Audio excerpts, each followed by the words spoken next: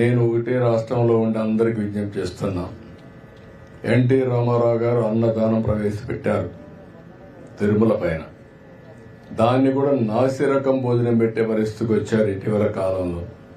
దానిపై కూడా అనేక కంప్లైంట్లు, కడాన ప్రసాదంపై కూడా కంప్లైంట్లు వచ్చే పరిస్థితికి వచ్చింది. ఇవన్నీ కూడా నాణ్యమైనటువంటి అక్కడ ఏవైతే మన